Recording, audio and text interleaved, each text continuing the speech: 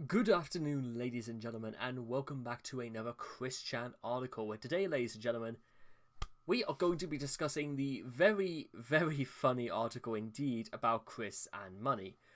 I say funny because I half expect parts of this are going to get quite tragic, but not kind of like the funny kind of tragic, more of the tragic. Anyway, Chris and money. I'll call a tow truck, but now I have less than $20 between the bank accounts and PayPal. Chris after his car broke down on the way home from BronyCon. He's not good at math when it comes to managing money, Bob Chandler understanding it. Yeah, and he sort of stayed that way. And here we have... It's just... Not bad at all. Chris has repeatedly shown through his actions and words that he has no clue or idea how to handle money or manage his own finances. Between his impulsive spending, his greed and selfishness, his unwillingness to save even the smallest amount of money, and his massive sense of entitlement, Chris manages to demonstrate complete incompetence and ineptitude in managing financial affairs. Chris has repeatedly amassed debt on credit cards, only to have his enabling parents bail him out multiple times. Too lazy to work, isn't that just? He refuses to make or follow any type of budget or financial plan, instead spending far beyond his means and expecting others to pay off his accumulated debt for him, seeing his fans just about the closest thing to parents he might get. Because they think they're just going to bail him out because they feel sorry for him or something. That's how I imagine almost all of his Patreons really go. They just feel sorry for him. It is clear that Chris has no idea what financial responsibility is, and what his enabling delusional parents taught him nothing about how to handle finances when he was growing up. Irresponsible, careless, and thoughtless, Chris fails at just about every aspect of financial management that he can be possibly thought of. And as you've worked out, by the way, there is a lot. So let's get the first one out of the way. But wait, Chris isn't employed. You're right there, but we'll discuss that more in a later video. For the vast majority of Chris's adult life, his only source of income has been what he calls his tugboat, that he receives from the US federal government every month. In 2009, the payout was $809 a month, placing his annual income at $9,708. After Bob's death, Chris was given a survivor's benefit. I think you would have to have some kind of benefit whatsoever to live in a house like they do, increasing the amount to $1,300 per month, and making his annual income $15,600. Bob's income from Social Security and a pension is around $1,200 per month. Chris's parents originally took $450 to pay for room and board. This payment was later increased to $565 and then to $580 after Bob paid off Chris's enormous credit card debt, which Chris wouldn't need to have put on in the first place if he knew how to handle his money in any way, shape or form. The rest of the tugboat generally goes towards video games, junk food, or other frivolous purchases. However, $229 per month, about $7.50 a day, was and is nowhere near enough to satisfy Chris's need for electronic entertainment, pornography, PlayStation Network downloads, a constant supply of chicken nuggets, gallons of Coke, and since the summer of 2009, alcohol. As of January 2010, he owed roughly $3,500 in credit card debt. You know what? I'm just going to take a quick pause here because I want to specify almost from this word that I have never been in debt in my life. I've never been in debt to any corporation whatsoever, because I think it's something that not only have you got to pay that, but you've also got to pay fines, certainly in the UK, if you begin to go into debt. So I'm going to assume maybe Chris was like $3,000 in debt, and then it was piled up to $3,500. Some on cards of his own, and some on cards he stole from his parents. Please keep that wording in mind. Chris steals from his own parents. Indeed, according to one of his bank statements. At the end of 1 month, he had fewer than $3 left in his account. Even more, just by straight up spending and Nova extra income. He put himself $452.57 in the red. How much he gets to keep these days isn't known. Probably is a better idea if we don't know, because, you know, Weens will find a way. Conmen will always try and deplete any savings whatsoever. My father helped me get my social security set up. I get more a month than I could at a job. Yet, with my impulsive shoppingness mostly controllable, I end up spending my side money after I get it. Chris, completely deluded and taking pride in being a lazy bastard. Why do I get the impression that I was the one who wrote this down? Because this is how I imagine I would have straight up told Chris this. Because let's go over this in fine detail. First of all, PlayStation Network downloads. Even at the best of times, I very rarely play any video games anymore. You want to know the last time I actually played a video game, ladies and gentlemen? Interesting enough, it was the 15th of December. So that's been nearly 6 weeks since I've last played a video game. Because you know what? Once like a week or so goes by, you begin to realize that you don't miss it. So you just let it go. That's sort of how it always has and probably will continue to be for me. I just let things go, and I feel better in the long run for it. Meanwhile, Chicken McNuggets and gallons of Coke, both of those are going to be disastrous for his health anyway. So is his pornography, which is going to be more dangerous, I'd say, mentally inside, because it's going to give him very weird ideas nonetheless. So, and because, you know, since I've already emphasized I've been on a diet since the very beginning of the year, and we're now a whole month into 2021, there is no reason why I could have even thought to spend that much on, even if when I wasn't dieting, to spend it on stuff like that.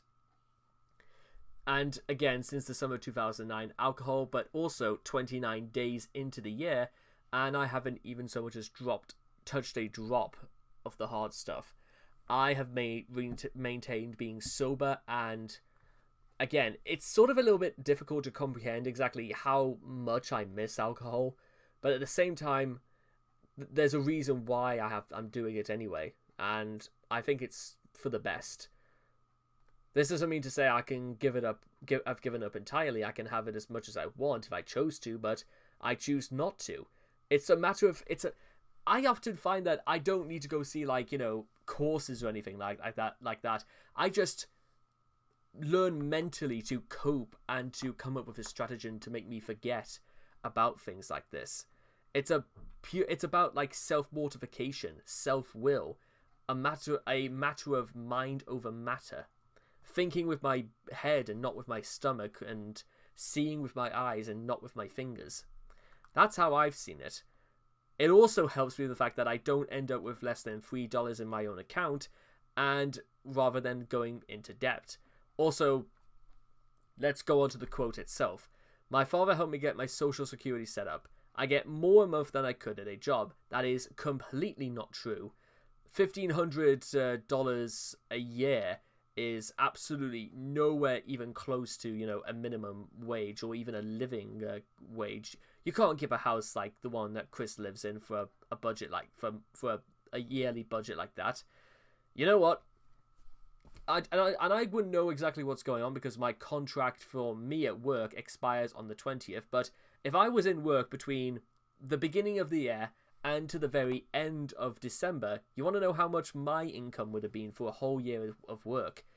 £28,744, I believe. It's just short of £30,000. That's twice what Chris technically receives. And believe you me, ladies and gentlemen, if I had the time to disclose everything about my work that I do while I have my time at work, because bear in mind, ladies and gentlemen, I do a 66-hour week. That means I get 1 day off, and it's on a Sunday. Chris, by the ordinary standard, only gets paid half of what I get paid for doing absolutely nothing and contributing nothing to society whatsoever. You may say that's injustice or whatever it is, but I do know definitely there are ways in which I can earn more and work fewer hours. And there are obviously going to have to be steps that I'll have to address when the time comes. But for now, we'll just see what comes. I mean, I do know fine well with my standing at the place I work at, then it should be, I should be in good stead. Just move on to something a bit more higher up, something where I could work more and do fewer hours. Not that I don't want to do more hours. I mean, I like to keep myself busy, and that's just a pure spectacle of work ethic more than anything. Anyway, also, yet with my impulsive shoppiness, he says that he admits that it's just something he cannot control, even though we all know it's something he can. Mostly controllable. Well, you know, Chris, if it was controllable, you would stop if you really could.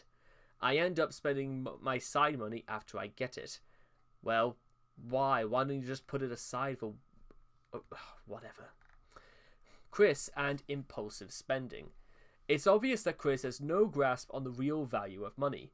He actively wastes as much of his monthly tugboat as possible on things like trading cards, sex, toys, porn, video games, alcohol, makeup, toys, prostitutes, and weekly lottery tickets. Chris is a self-admitted impulsive buyer. His PlayStation Network account shows he's never played more than half of the games he's bought. That's not good, Chris. If I was to buy a video game, one might assume I would just play that before I move on to something else, and that's pretty much the case right there. If I buy something, I'm going to play it, and no questions asked. And yet, astoundingly, he's still gone out of his way to buy all available download content for every single PlayStation free game that he's ever purchased, and even for games he doesn't own. And he also further prompted his Sony fanboyism by later buying a Sony LCD HD TV for his room, which likely cost between $1,000 to $1,500. All the while, Chris bought his clothes at second-hand discount thrift stores. Usually children are taught the value of money at a very young age. Not in Chris's case, apparently. Well, considering Chris was homeschooled at a very young age, it's probably... I don't know how well this could have, that might be something that we need to, bring into question, Chris's opinions on him being homeschooled. In September 2013, Chris complained about he and his mother going through emotionally depressing and financial downfall to the depths of greater poor and just getting by. I'd say yarbles to that, Chris. You wouldn't even know what it's like to be among the really poverty-stricken side of society, making it clear that the family income had dipped since Bob's passing. However, these supposedly lean times were apparently not enough to motivate Chris to do something very basic like getting a job, or even to stop buying video games, as evidenced by him racking up over 1,000 in-game purchases on The Simpsons Tapped Out. Throughout the summer of 2014, Chris continued to spend thousands of dollars on Lego and other frivolities. Why would he need Lego? Why? Why would you waste that on shit you're never going to use anyway? All the whining and complaining on Facebook about this and his mother's poor finances. Chris financed this spending primarily with money from selling custom arts and crafts on his eBay account, offering free shipping to customers. Chris would receive money from customers and then pay for shipping out of his own pocket. However, Chris would immediately spend money as soon as it was deposited into his account, often leaving him unable to ship products to customers who already paid him because of his own financial irresponsibility and negligence. I'd say almost on the very first instance of this, you should have stopped giving money to Chris altogether, because that's his response before anything else. He will spend it because he feels like it's something he's earned. Not out of a sense, something he can enjoy for his own leisure, but something that he should be responsible for. When several of Chris's eBay customers filed complaints against him because Chris failed to ship as an order as per promised and obligated, Chris responded by harassing and trolling the customers. Brilliant marketing strategy. I don't think you will ever see something like, Coke or links, doing stuff like that, because it's never once worked. It will never work, and that's why people don't do it. Posting their personal information in a public post on his Facebook account, well, that's doxing right there, and Chris could be in trouble with the law for something like that. In light of this, Chris's future money-making prospects from eBay are dim. A bit like Chris in a way, as most prospective future customers probably wouldn't want to risk being harassed or scammed by Chris, or to put up with Chris's bullshit or his ridiculously high prices. All the while, even as Chris's credit card debt continued to spiral out of control, Chris continued to buy thousands of dollars of video games, Lego, and other frivolities. As if this were not bad enough, just days after his and Bob's cars were up for sale at exorbitant prices, Chris went out and bought a 2010 Ford Focus, stating on Facebook that he had been approved for a loan, probably at a high interest rate. He also stated that paying for insurance for his new car was killing him. Killing him, despite the fact that you've got to pay insurance for a car anyway to, take it on the road. Something that everybody has got to do. Implying that either the insurance payment was costly, that he was having trouble paying it, or both.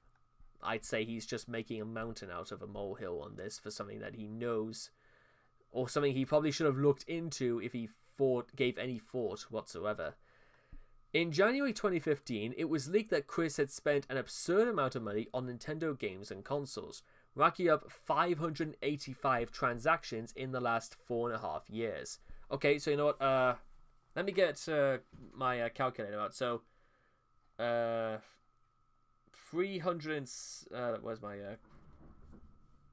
Hold on. 365 times 4. Add the 1, then add 183. So in 1,644 days, 585, Chris made a purchase for Nintendo products basically once every 3 days. Chris bought something, whatever it was, once every 3 days. A list which includes useless shovelware, hordes of first-party Nintendo software, virtual console games, and both versions of games he doesn't even like.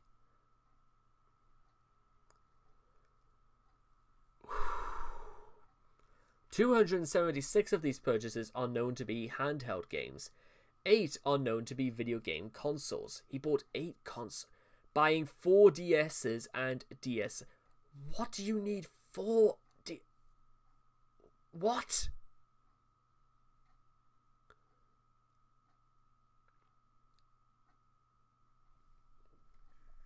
I need a moment.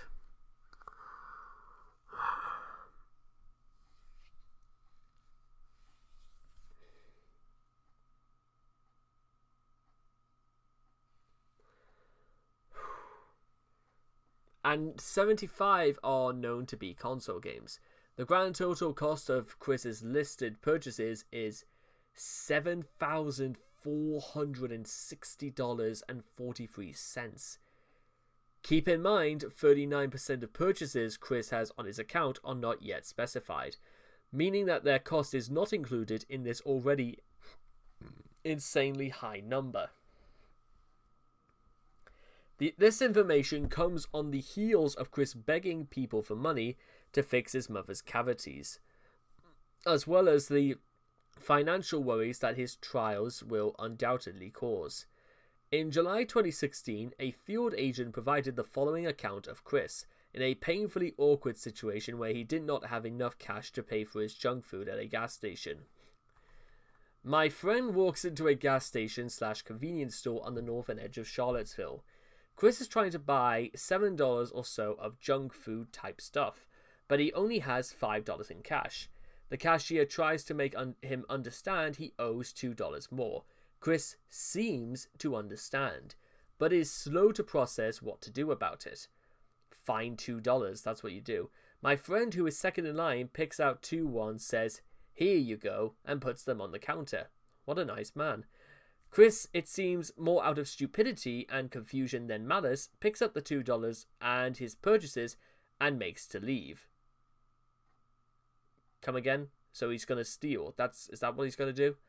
My friend and the cashier both object and yell he has to leave the $2 with the cashier. Chris doesn't seem to react. A dude who is behind both of them in line between Chris and the door. As Chris passes him, he taps him to get his attention and says something like, "Hey buddy." Chris makes a getaway from me and hand wave gesture without looking at any of the three of them. And fairly loudly says, "It's Miss," and hurries out of the door. Chris continues to his car in a half-run, half-walk, as all three of the people in the store watch confused and amazed. Chris pulls out of the parking spot, but for some reason heads towards the back of the lot, where there is no exit.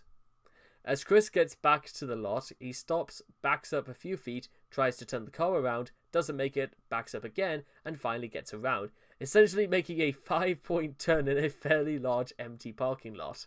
Chris drives past the store, again, not looking inside, and finally drives off.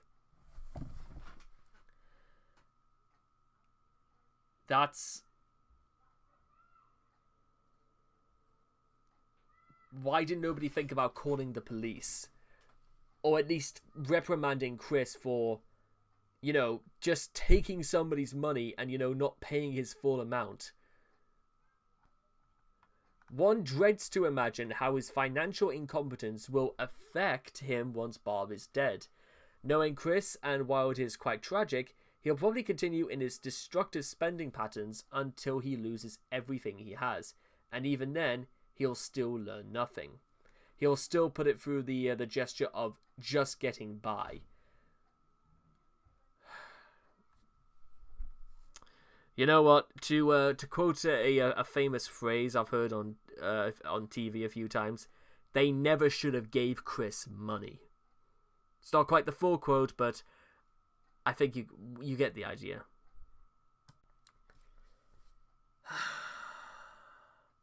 I'm Chris now. Chris's parental enabling. Bob encouraged his son to remain unemployed. I think we don't need to go any further than that, because that's appalling a statement to make if it's true or not. Since he believed that Chris would earn more money from his monthly tugboat than he would ever have from getting a job. No. I think what Bob was probably thinking of was in Chris's condition. But then again, people even less fortunate than Chris have gone out of the situation. However, this assumption was and is inaccurate. Minimum wage at the state of Virginia is at $7.25 an hour. If Chris were to somehow do a complete 180 on his life and begin working a full 40-hour week, his monthly payment before taxes and payment for room and board would be about $1,260 a month. That's $1,500 and $100 annually.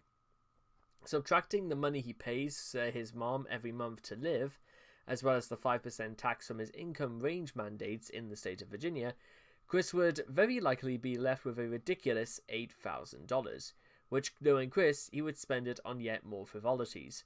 Contrast this with the $2,748 Chris pulled in annually from the government, and after paying off his parents, and it becomes clear that Bob's encouragement came from either thinking Chris would lose his social security if employed, which he wouldn't, or the more accurate notion that his son is a useless failure.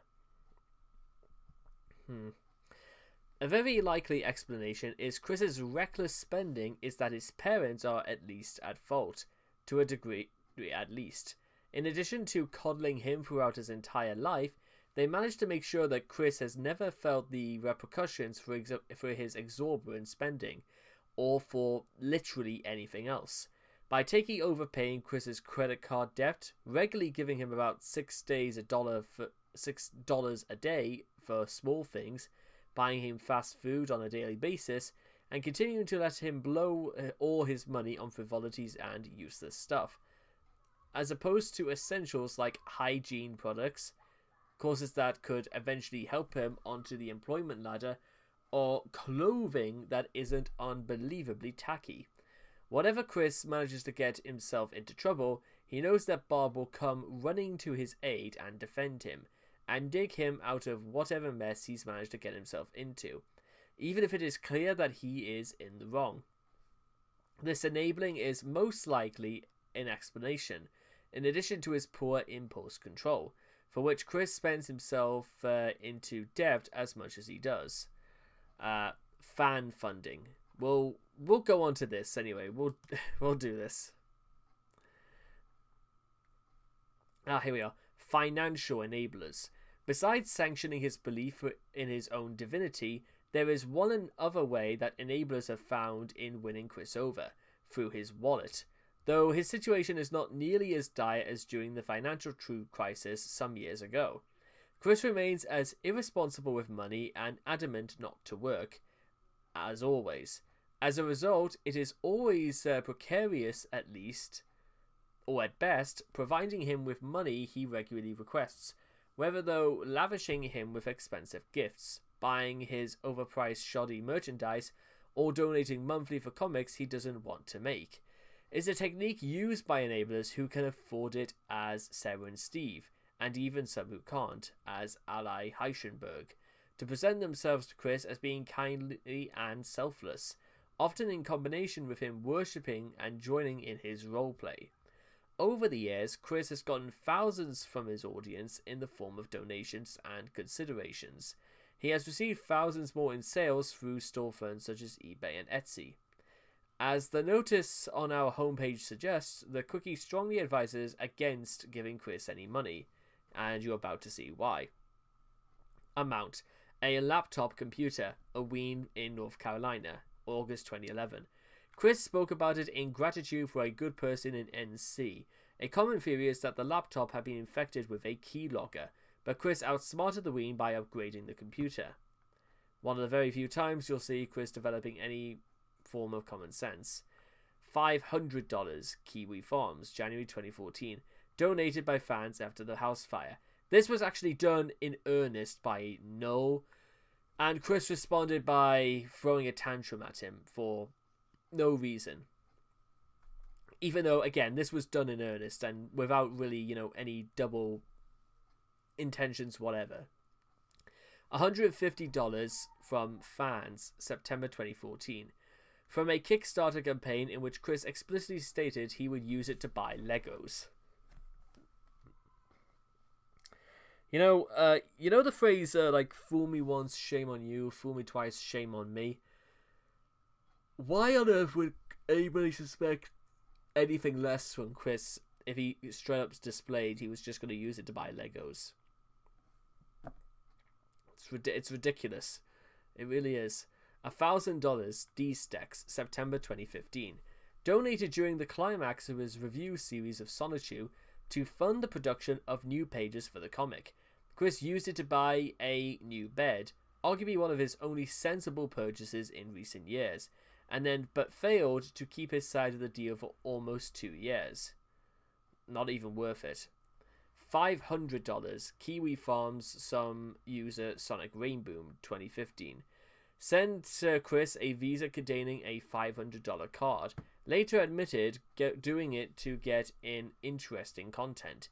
It is worth noting that the absurd hours that Chris has made making those purchases, the majority of them were between midnight and 5 in the morning. We've seen this one before, and it states that Chris has went to McDonald's at least 10 times in all these transactions. Hundreds, mostly.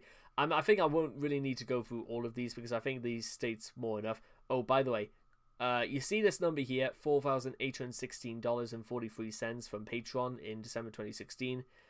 Guess what it is now? It is $100. Chris gets $100 a month now from this. And if we just keep going down, 200, 600, there's a... Well, I'll discuss this in greater detail when I do the Financichu saga. Chris's beliefs. Chris believes that by receiving and spending the tugboat money on useless junk, he is aiding the economy and paying for other people's tugboats. No, Chris, no, that's not how that works. This is a damningly moronic conviction, since sales tax goes to the state government and these tugboats are paid with federal payroll tax. Where Chris is hiding the printing press to afford this discretionary spending is unknown. I love this one, by the way. Chris explaining his economic theories, horrified onlookers, people with jobs. Oh god, if I was there, it would probably be something like a mix of Lebowski and whoever the secretary lady is meant to be. Just...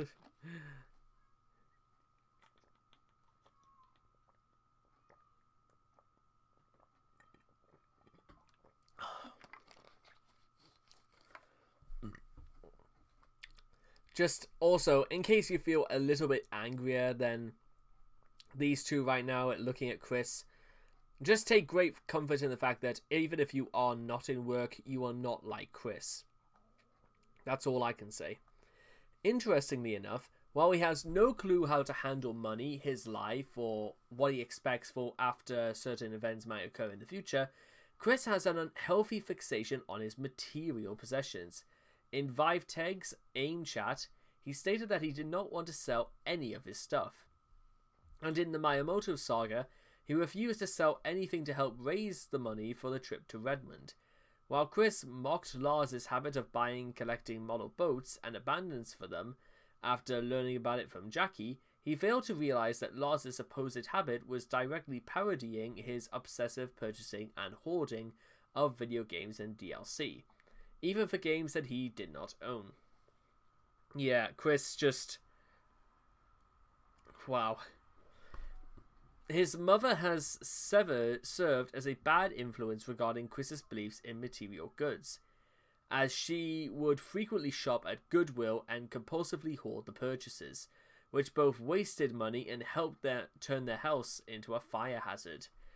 On the 16th of May 2019, Chris tweeted a screenshot of an NBC story about how ex-EPA chief Scott Pruitt spent nearly $100,000 and $24,000 on excessive airfare.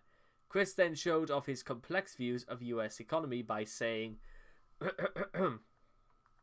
"Hey everyone, here's a think piece. Firstly, if people didn't overspend so much, then there would be more money to give to charities around the world. And then that brought to mind that if the things had not gone up in price, I know about inflation." We'll leave that in there. Apparently Chris knows about inflation. Let's see how much he knows about it based on what we're going to say next. And that more money has been officially printed and distributed over the decades. Okay, we forget that. No, he knows squat about inflation. There would be more to freely give to those less fortunate.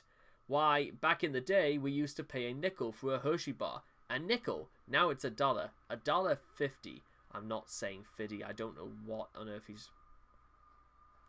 We could be using that $1.75 to feed the hungry everywhere. But everyone got greedy for the green and didn't appreciate it as much. A nickel.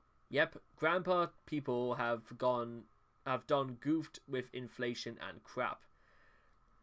Grandpa people. Chris, I don't know if anyone has ever told the Chris this before, but I was making a video about 2 days ago, and as it turned out, Chris, your grandfather married a 15-year-old when he was only 30 years old himself. So, yeah, think about what you're saying, Chris. Please, I beg you to think.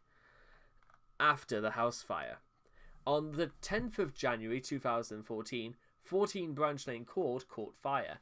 This would undoubtedly place the Chandlers in grim circumstances, due to the costs of rebuilding the home and replacing what was lost. Some of his fans pooled their funds to send him a care package with a money order for $500. Many concerned about Chris due to his wasteful spending habits hoped that this would be the moment in Chris's life where he finally woke up and realized the importance of saving things when like this happen. Unfortunately, not even that has broken Chris's thick skull. Throughout 2014, he wasted $5,000 on Lego sets. Bob's toxic influence. According to a troll with insider info, Chris was unable to manage his own finances to a rudimentary degree even after Bob passed away, although he still has an issue with not saving money for potential emergencies. The troll also asserted that Chris's financial hardships are caused in most part by Bob helping herself to Chris's monetary accounts in order to attempt paying her out of control debts. Bob is the one who has serious debt. She fucks up Chris's budgeting by erratically taking money from Chris' account when she needs it, generally without warning. There are 2 types of Chris's begging videos. One is when Chris wants a bit extra for some Legos. You can identify those videos by how vague Chris's requests are and how relaxed Chris is in the video. Chris isn't in meltdown mode in those videos. Now, the other type of video is when Bob tried to snatch some money from Chris and Chris doesn't have anything for her. You can identify those videos by how freaked out Chris looks. He's visibly distressed and he's citing specific bills he's got to pay, usually things that seem un-Chris-like. That's when Bob is freaking out at him for not having enough money to pay her debts. The thing is, the perception is that Chris is bad with money. He's not bad with money as well as monthly budgeting goes. Despite how foggy Chris's head is, he's got enough memory to recognize patterns in bills over the course of a few months. He knows he's got to pay electricity bills and rent and things like that, and he does do the math each month about what bills he's got to pay and how much that leaves him for Legos and food. You can't trust his begging. He begs because he wants more money, not because he's in any financial straits, that is, not including Bob. He lives cheaply as shit. He saves money by buying dollar store shit. He's the type of person to buy single-ply toilet paper at the dollar store, but sometimes he'll splurge and treat himself to things like alcohol. He does this all while meeting his obligations, like his minimum payments and his bills. Information from Cousin Al revealed that Chris and Bob had an inheritance from Bob worth tens of thousands of dollars. However, Bob spent all of it on hiring Rob Bell to defend herself and Chris from legal charges incurred after the 2 of them hit Michael Snyder with a car. It should be noted that a state-provided attorney would have been free and yielded for the same result, pleading guilty, for the case was so cut and dry that even a lawyer of Bell's caliber had no chance of winning it. In November 2014, Chris revealed to Renee that Bob was borrowing money from his life insurance. I do think that's I don't even know why you would even, if it's even properly legal to steal from a person's life insurance. The only person who should be inquiring about making withdrawals or putting things into my life insurance is mine alone. And I was actually thinking for a little bit of a while now to actually start doing life insurance and like an actual pension, even though for somebody my age it probably won't be until I'm 66 years old before I start seeing any signs of a pension if I worked to at least earn 45,000 a year.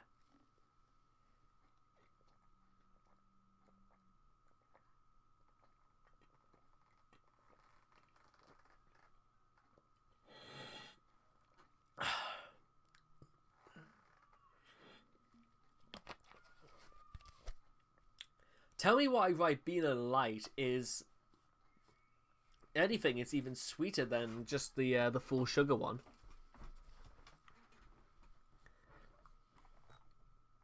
Bank lawsuits against Bob.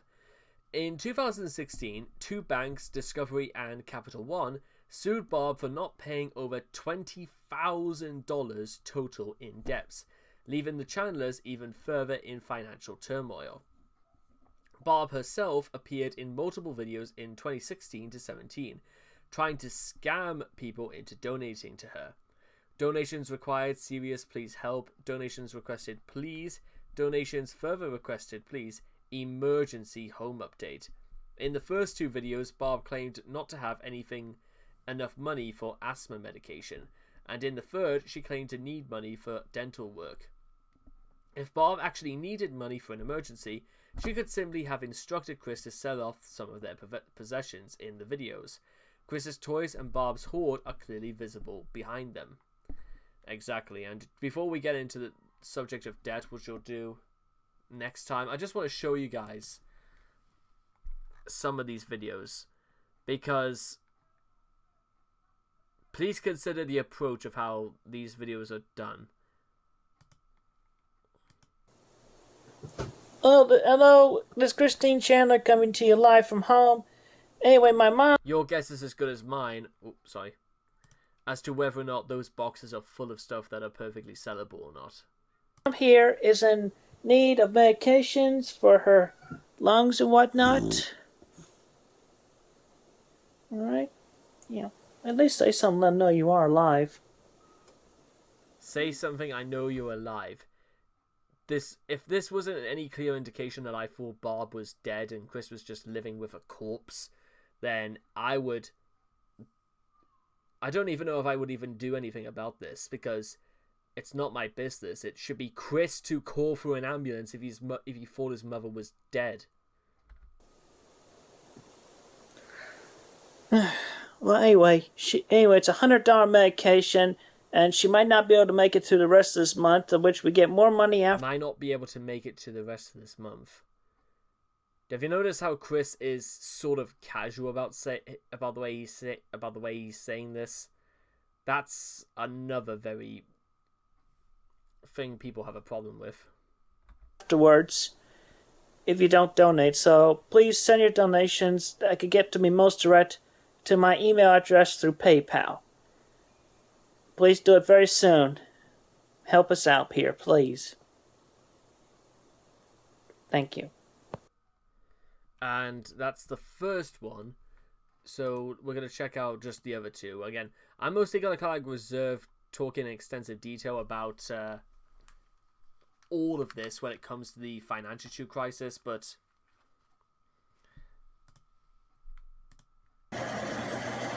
Hello, this is Christine Chandler coming to you live from home, and I definitely have a more urgent and special request.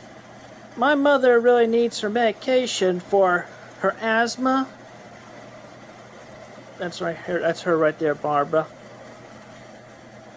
Anyway, it's like $100.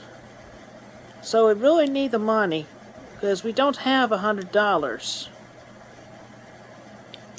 So yeah, just like I said earlier, you can send all donations direct. Also, yeah, that's basically the same. Also, I want to point something out very interesting, is that as of this date, the 29th, Gino Samuel is actually going to start uploading episode part 50 of Christiane Comprehensive History, and it's going to be the beginning of the financial crisis anyway. And there's more, by the way. Here's Barbara again. My name is Barbara Chandler. I presently am in need of financial help to get dental work done. That's expensive. I'm asking for donations. I think I don't...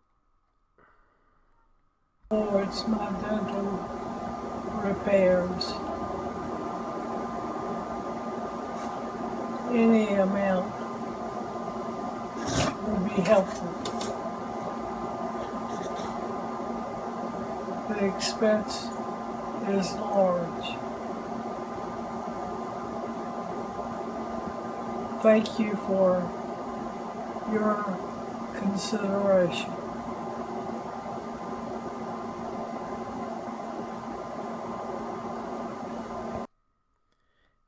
It literally just comes across as just Chris just putting his mother on the camera to show it's to garner as much sympathy as he could possibly squeeze out of his mother. And finally, emergency home update. Action. Action. My name is Barbara. It's just he knows fine well his mother is not going to be able to process this. His only hope now is to just coach her through this. Barbara Chandler. We are in an emergency situation. Rappahannock is getting ready to cut our service. That will stop us from doing anything, cooking, whatever. Please, somebody, buy the stamp. You know, Bob, you've got quite a number of handbags in the. There's no point to trying to point out the obvious. I'm done trying to point out the obvious. Album for $1,000 to help us with our emergency. Thank you. Well, that was something. Anyway, if Bob actually needed money for an emergency, she could have just instructed, yeah. But what, in all likelihood, what makes you think Chris would even consider this? He wouldn't even do this, not even for his own mother. Please let that sink in, ladies and gentlemen, because if my mother was sick, no questions asked, not even a second thought, I would have just got on with it. It's what part of being an adult is. It's being responsible for your loved ones. Hello again. Now, moving on from where we were at last time, we're now going to take a little bit of like a side tour into the debt that Chris has accumulated. As sort of like a side note as to what the Money article was all about. Debt. How the hell is Quick going to pay all that? Twitter user Tao of Mao1 on viewing the result of Chris's third debt lawsuit. A bit at a time.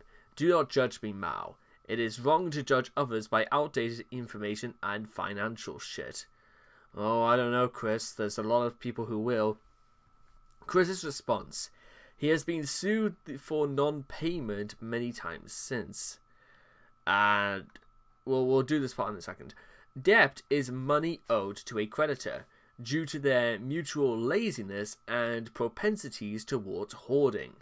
Barbara and Chris are both heavily in debt. Both have been taken to court for their failure to pay debts on multiple occasions. Bob twice and Chris 9 times, including 2 garnishment hearings as of February 2020. According to the court records, Barbara owes at least $20,000, while Chris owes over $10,000, to say nothing of the $115,000 second mortgage on 14 Branch Lane Court that consumes the lion's share of Chris's monthly tugboat. So we're almost talking an eighth of $1 million. Anyway, the first of many debt lawsuits against the Chandlers. This is from General District Court Online Class Information Lawsuit System. Name, Discovery Bank. Yeah. Here's the thing. Judgment plaintiff, principal amount $4,706. That's for against Barbara Chandler. Okay. I believe, yes, that's about against Barbara Chandler. Okay. Debts.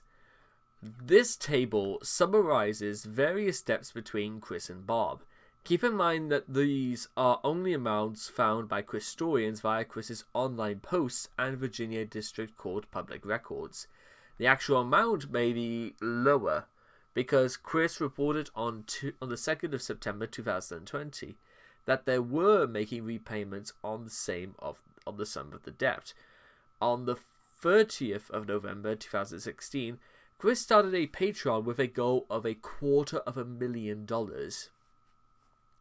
He estimated $200,000 to pay off the mortgage and other debts, plus an extra $50,000 for himself, just because. So we're basically talking between anything between an eighth of $1 million to a fifth of $1 million. You think this is bad? Well, Let's take a closer look. Date debt incurred. Debtor Barbara. Item mortgage payments to Satiras. Was I?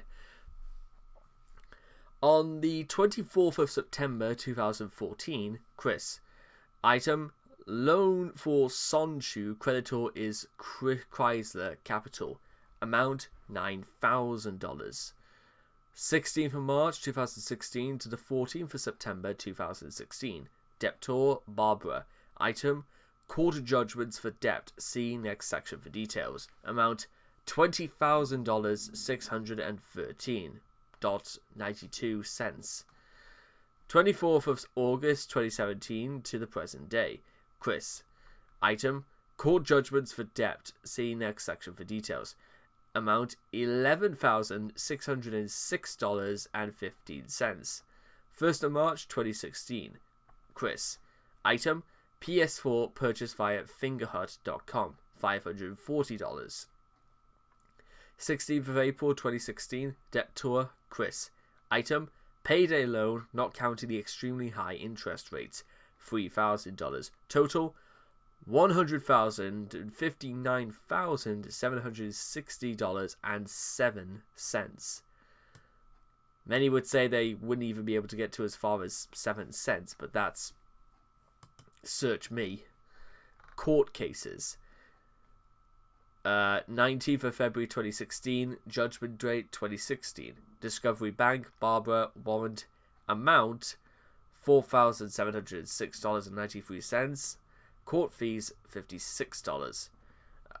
$15,906.99. And again, another case of $56. Mariner Finance by Chris, warrant in debt, case dismissed.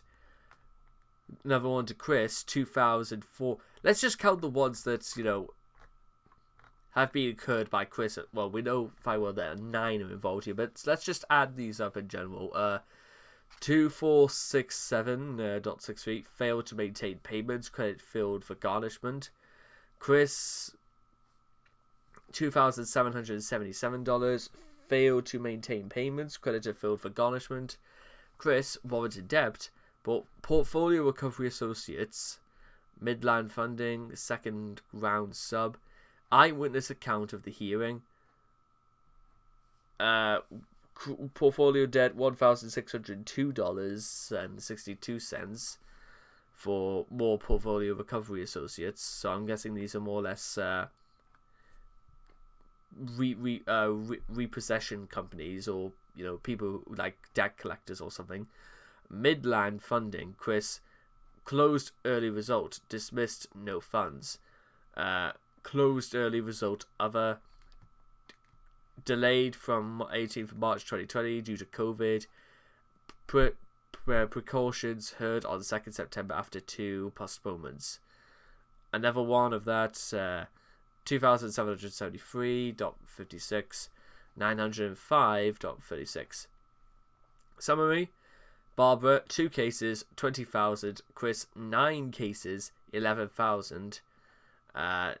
That total 11 cases, 32,000. Just wow, and look at all of these records as well. These are everything involved from like Midland and Portfolio and second round, including Jefferson Capital Systems versus Chris's warrant in debt, January 2020, just from last year. Causes of debt: credit cards. That Chris's parents permitted him to acquire several credit cards is very surprising, but the foolishness with which he uses them wouldn't surprise us at all. As of February 2009, Chris had managed to rack up $2,000 worth of debt. At the time of Mumble 4, $1,000 of the sum came from the PlayStation Network store, but his bill for PSN downloads increased by the day, and had even stolen his parents' credit cards to use when his own were maxed out. According to an email Chris sent to Vivian G by January 2010, his debt was around $3,500 and had apparently been higher at some point in the intervening time, but that alone is shocking already. By that point, Chris's debt had gotten so out of hand that Bob was forced to step in, and to make Chris reduce and manage on his own spending, and forcing Chris to make regular payments to pay off his outstanding debt. Chris, thoughtless and uninterested in the fact that unpaid credit card debts occurs severe interest, had historically made payments in the smallest installments possible. At some point, Bob paid off Chris's credit card debt and took payment in installments out of the tugboat income compensation. This foolish act of parental finance enabling allowed Chris to avoid the immediate consequences of his gross financial irresponsibility, and resulted in Chris learning nothing about how to manage his own finances, reinforcing Chris's attitude that he should be able to do anything that he wants and not suffer any negative consequences whatsoever. Not surprisingly, it only took Chris a few short months to land himself in even more financial trouble. Chris had not only acquired a MasterCard charge account through eBest Buy, but as of the second week of August 2010, Chris had predictably used it to land himself in yet more debt, and had been laden with fees for bouncing a credit card payment. Chris acquired the Best Buy charge card without his parents' permission. He only told them about it after receiving 2 bounced check fees that showed up on his bank statement, which his father was actively monitoring. In true Chris fashion, he tried to repay the minimum balance each month. What, 50 cents or something like that, I think?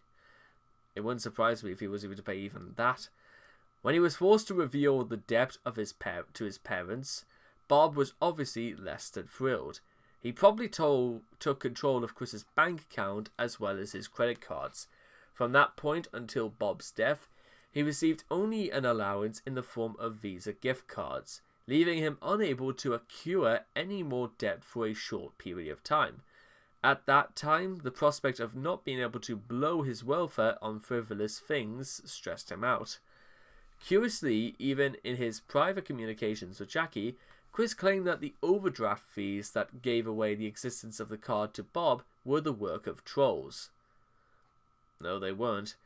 Elsewhere in their conversations, however, he recounts other instances of getting carried away and accidentally overdrawing his bank account, suggesting that he was just using the trolls as a handy scapegoat for his own mistakes. Bob, delusional and in the throes of some sort of conspiracy paranoia involving the staff and patrons of the game place, claimed that it was most likely Michael Snyder who had hacked into Chris's credit card account and checking accounts. Pretty sure Michael's got far better things to do with his life than to do something like that.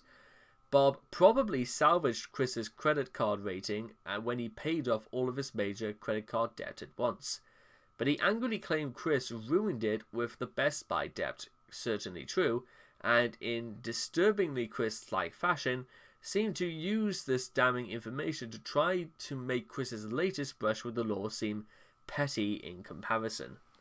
After Bob's death, Chris took back control of his credit cards. That seems like a terrible idea, as he learned nothing due to Bob's enabling. Chris quickly accrued more debt. Unverified information on Chris's credit card debt was leaked on the Quickie forums on the 4th of June 2014. It was revealed that Chris had at least 5 active credit cards, with at least $7,600 in combined credit limit.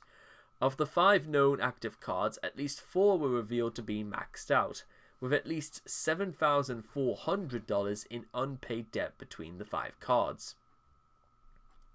It was estimated that the minimum payment on Chris's known debt was at least $220 a month, and it was revealed that the only reason that Chris had been able to obtain the credit that he wanted was that, historically, he had almost always at least paid the minimum payment each month, although it was implied that he rarely, if ever, paid more than the minimum.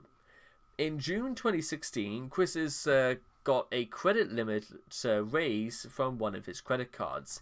Chris immediately blew his bonus on Transformers, only to later beg for money over Facebook. Exactly. Don't even think about giving money to Chris, because he will immediately spend the money he desperately needs on stuff that he should have let go many, many years ago, while blaming his mother for impulsively spending money on their overdue bills than the minimum amount due.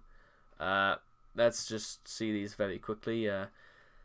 Transformers on Facebook. Firstly, I want to clarify something, since some people behind their mother's basements sought and leaked amongst their kiwi grapevines precariously unexpected last month. One of my credit card accounts limits was raised, and I used it to catch up on the Combiner Set collection catch-up, Bruticus plus lovely female Autobots, a Kree, Chromium and Wingblade, and I gave the other half to my mother to help with the bills here. Also, fun, you're a male-born child with a mom and dad in the 80s, shortly after or middle or end of Season 3 Transformers G1. You want to play Transformers with your family. Chris is trying to justify his gross behavior. So, and really, you want to include Mom, and you never got to hear of the Search for the Alpha Trion episode, much less the Orion Pax episode.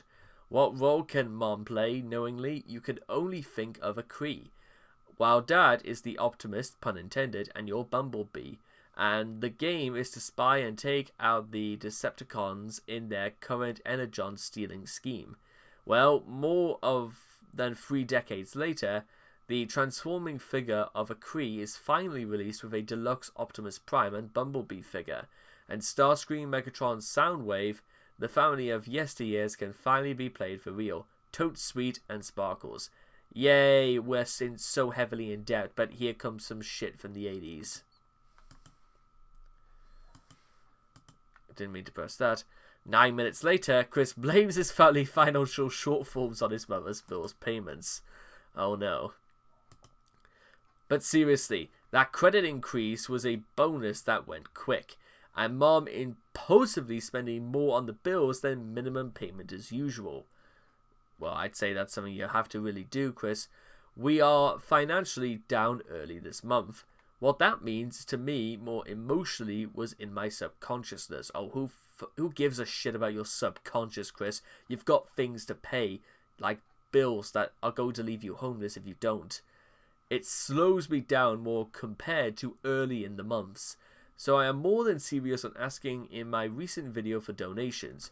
So if you can donate either through the support button on my YouTube channel, or better yet, PayPal to it, whatever. No, don't do it. Bad. Nearing the end of the 2010s, Chris began to ignore his minimum debt payments, casually causing multiple collection agencies to file suits against him. Ally Heichenberg, a financial enabler trying to help by sending Chris free money.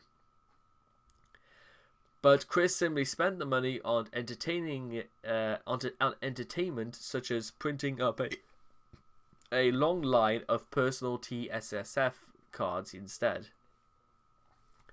Payday loans. In early 2016, Arthur Spatchcock discovered that Chris had taken out a payday loan of $3,000. Chris borrowed $3,000. What he did was it hazy, sure, but how do you think he bought all those Lego sets for Lego Dimensions?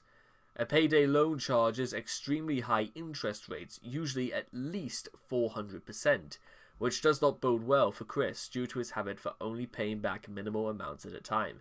Yeah, I'm saying this now to everyone, do not even think about going anywhere near payday loan companies. That's how people get even more in debt. They are shark companies. Looking ahead, at present, Chris is basically immune to the consequences of his own debts. He should be. The monthly tugboat technically cannot be garnished.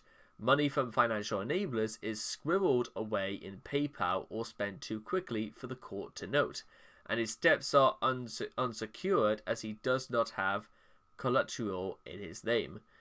14 Branch Lane Court is in the name of his parents. However, the dominoes will begin to fall once Barbara passes away. Without her own tugboat to defray living costs and mortgage payments, it is unlikely Chris will afford the bills to remain at home and must move to an apartment or a trash can beside a wall.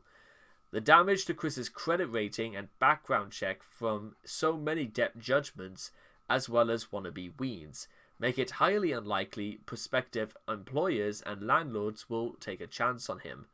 Concerned followers have urged Chris to sign up for Section 8 housing soon, since the waiting list may be long, as debt is irrelevant regarding Section 8 applications, though Chris has not bothered to do so, instead pretending that the dimensional merge will bail him out, because that's what Chris does, it would seem. One excuse, one after another. What about bankruptcy? Well, what about it? In the United States, creditors can force Bob or Chris into bankruptcy by filing an involuntary petition against either or both of them. If the creditors manage to force the Chandlers into bankruptcy, Serratus, the collection agency for the 14 Branch Lane Court mortgage, may think twice about letting the Chandlers stay. Same for any other bankrupt household, increasing the risk of the so-called homeless saga becoming a reality. The Chandlers would also lose all but the most basic possessions, since the liquidators will try to get as much money as possible, even if it means accepting any offer by a local recycling firm for his hoard of old toys and video games. However, an involuntary petition is not easy. 11 U.S. Code Sir S303 requires Midland funding, Portfolio Recovery Associates, and second round sub to show that Chris has at least $10,000 in debt, and also ignore all outstanding debts like a freeman on the land, both of which came into question on the 2nd of September 2020. Furthermore, if the debt collectors proceed with the involuntary petition, and the court rules that the petition was in bad faith, they may end up realizing Chris's imaginary wealth in Dimension C197. For those reasons, the creditors will likely wait for Serratus to foreclose 14 Branch Lane Court after 2 missed payments following the death of Bob, a much greater threat to Chris's future than an involuntary bankruptcy. AKA, by the time Barbara does pass away, nobody knows exactly when, it's more likely to assume that if Chris doesn't have anything sorted out by then, regardless of what happens, he'll be out on the streets. And I'm going to refer back to this debt section when it comes to the financial crisis, when I come to read that. But, again, this is just about how serious the situation is and what years and years of Chris's habits have lended him up into. It's about as deadly and concerning as you could possibly imagine. And I don't even think if Chris sold everything in his house, he would come anywhere close to stabling himself. Right, where was I? Okay, getting back on track after that short article there. Money-making schemes. Also known as return fraud, Chris has a habit of buying a product from one store for a lower cost, then exchanging it for a higher amount of store credit at another store. Wow. Wow, that really is fraud, that. Lottery.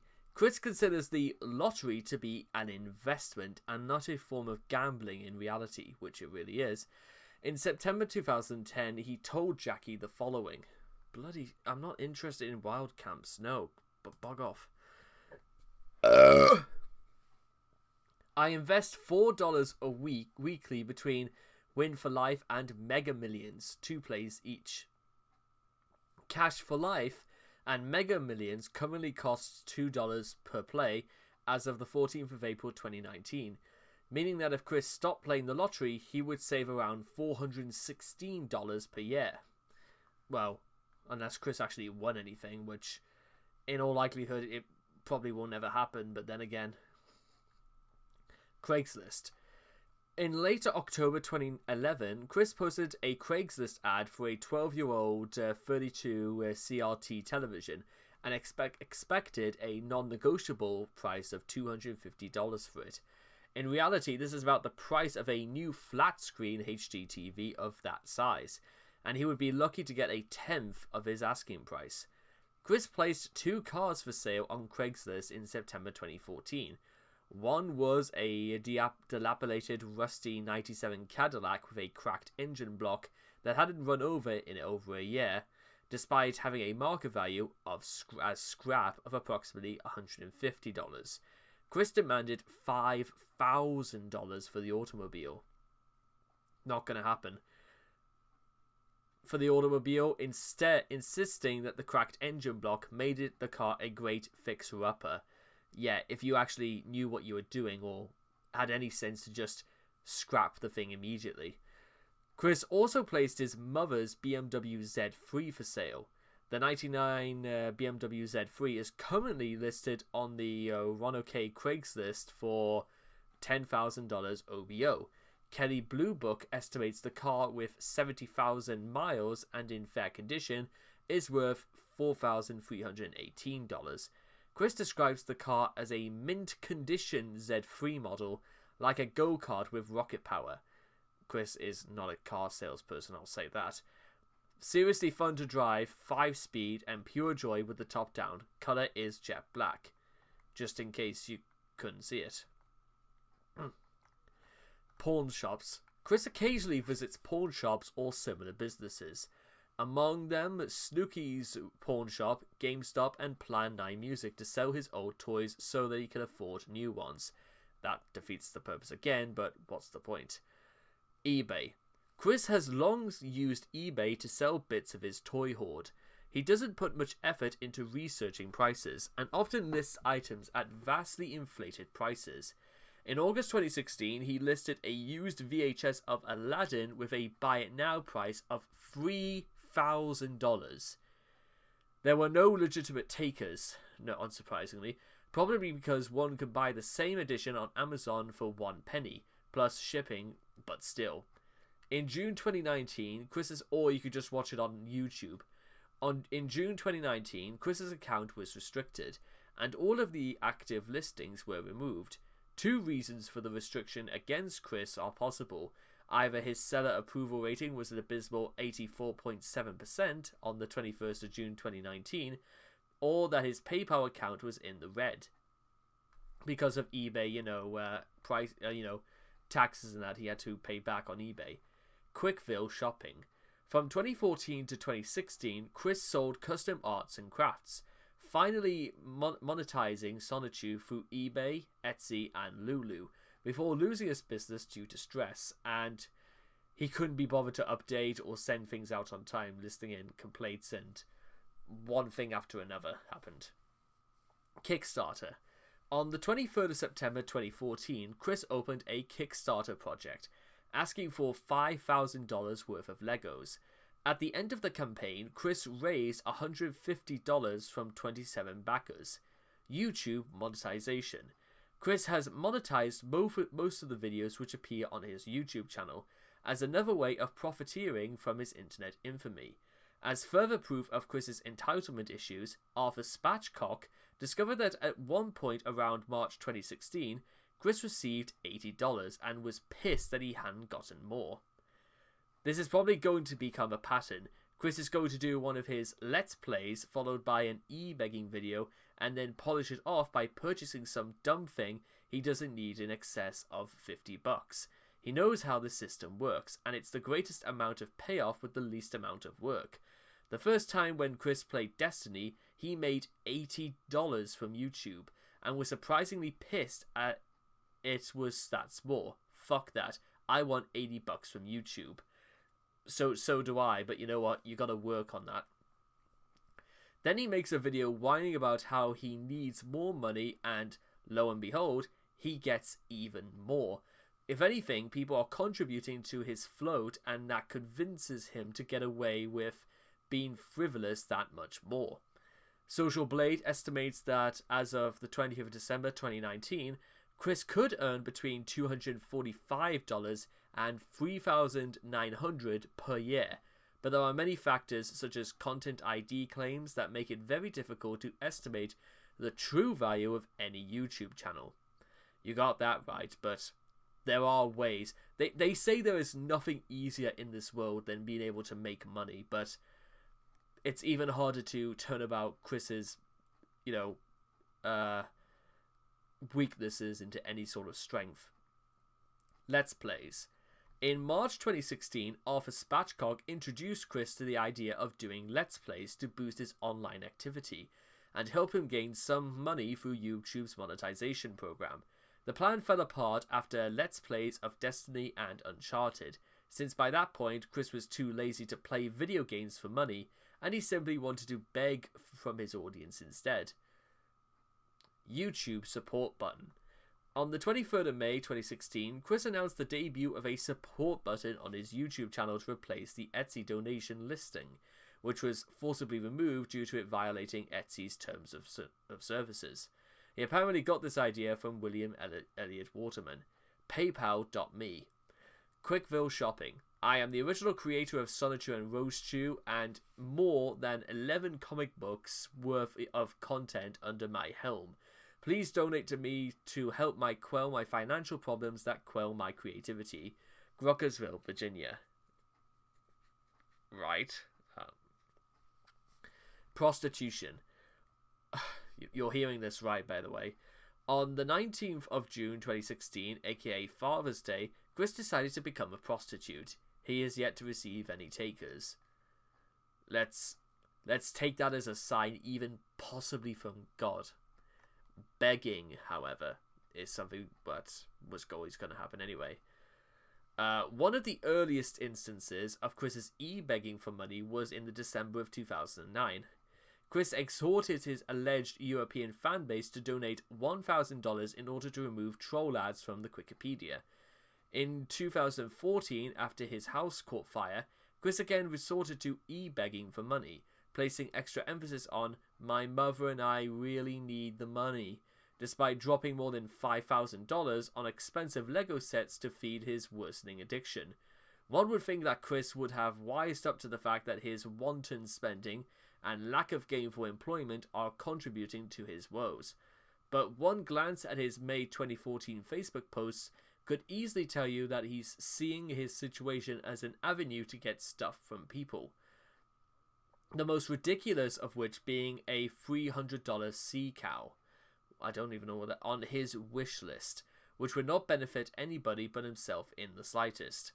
And you can see Chris right here begging despite being surrounded by hundreds, if not thousands of toys. He could just sell and at least make $1,000 from this. Possibly, if he played his cards right. In 2016, Chris's e-begging drastically increased as a result of the channel's stubborn refusal to live with their means.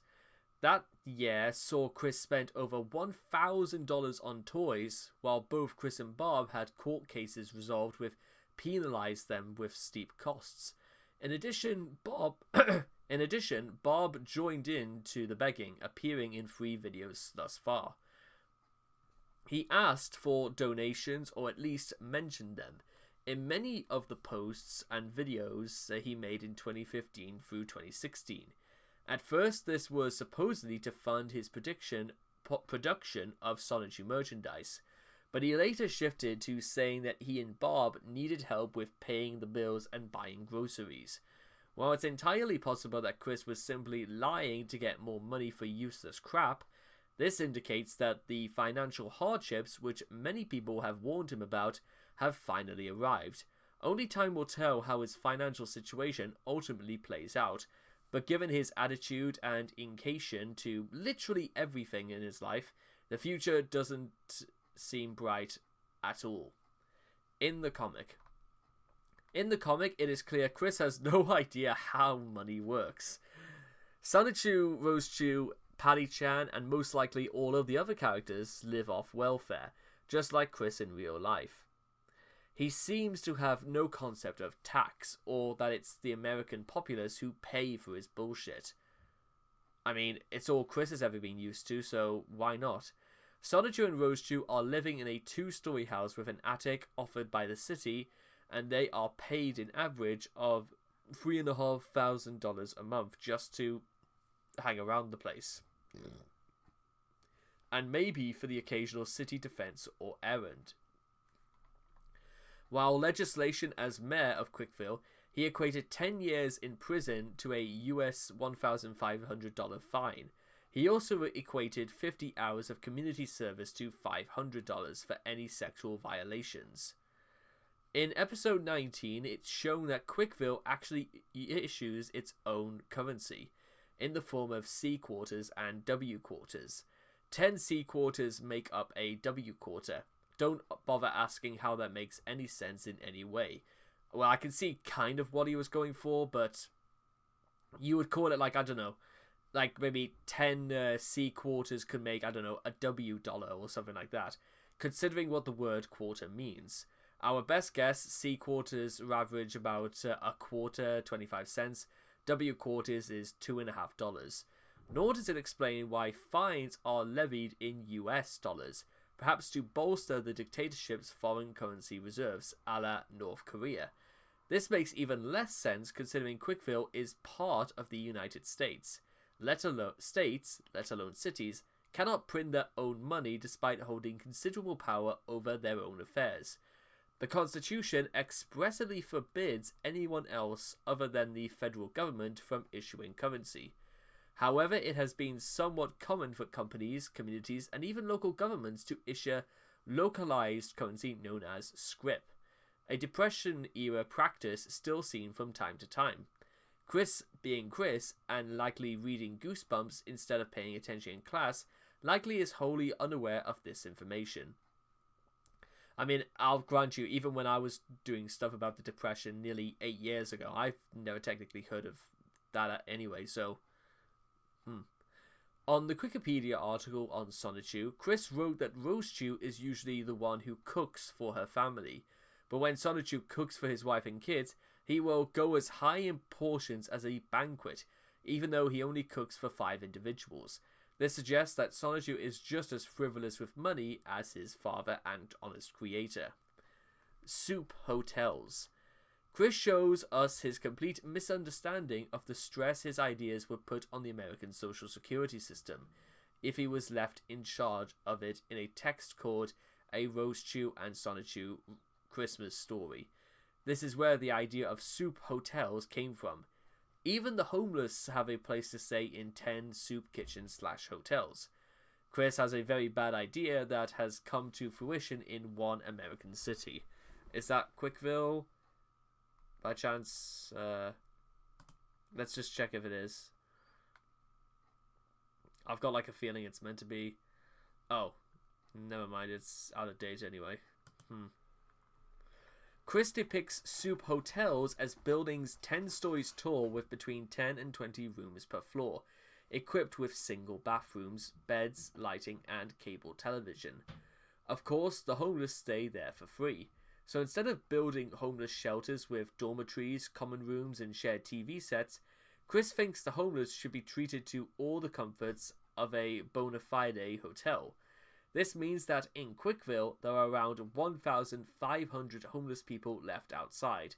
This might be the result of the local industry, choked by heavy taxes needed to pay those social expenses, being unable to make a profit there and thus moving away.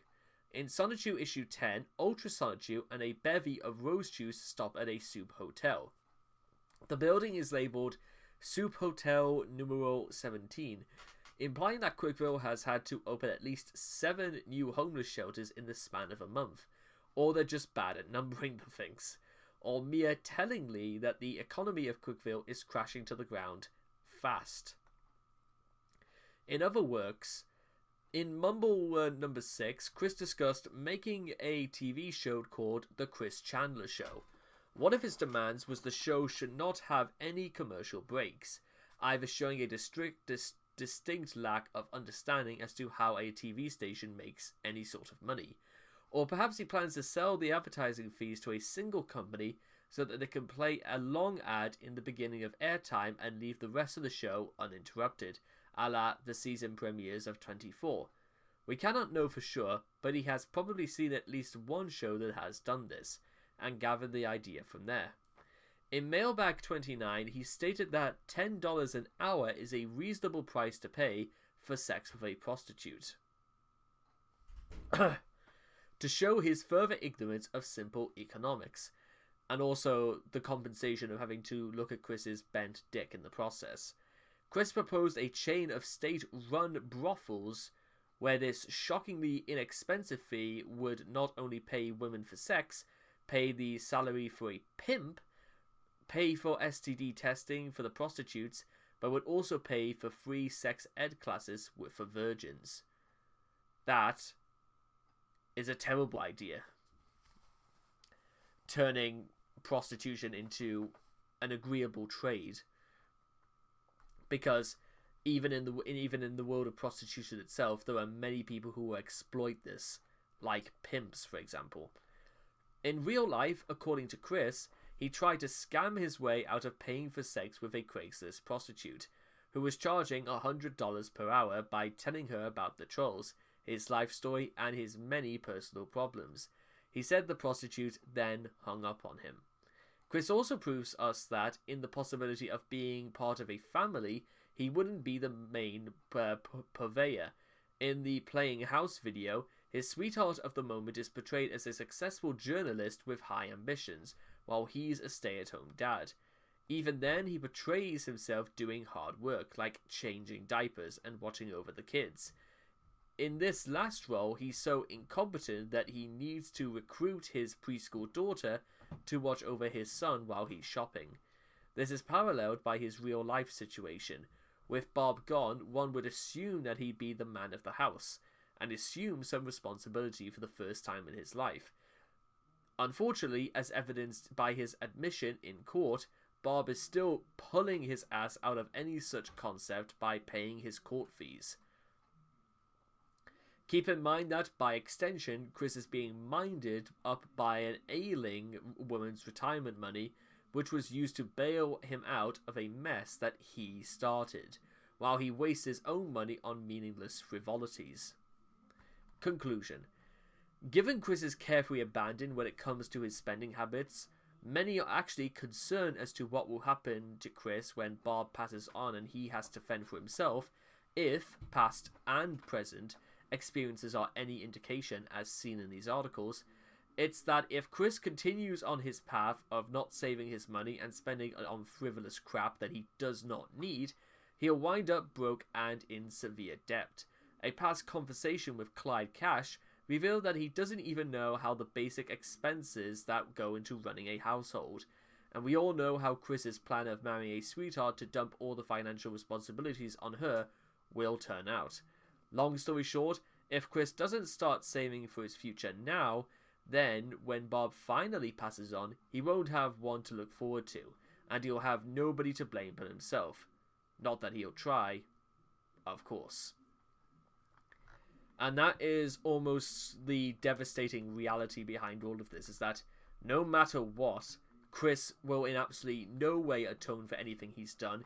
He'll continue with his lifestyle, be completely ignorant to just about everything he's done, and still will demand people to pay for him anyway. Because if Chris didn't learn before, then what makes you think he's going to learn now? Look, in my personal experience, ladies and gentlemen, I've never given money to Chris, and I never will, and I would encourage you to follow the same practice, because if Chris actually saw any value in money, he would have put it away a very, very long time ago. Never mind looking for a job. That is something for another day. So, there you go. If the homeless saga is definitely a tangible reality, if Chris doesn't end up dying before that, it's time will tell. But the sun is not shining in Virginia, as they say. Well, they don't say that, but we know what that means. So anyway, I hope you guys have enjoyed this reading of Chris and Moni, courtesy of The Quickie. Please make sure to leave your thoughts and comments in the comment section down below. Let me know what you guys thought of Chris and Money for yourselves. And I hope to see all of you guys again in the next video. Take care, but bye for now.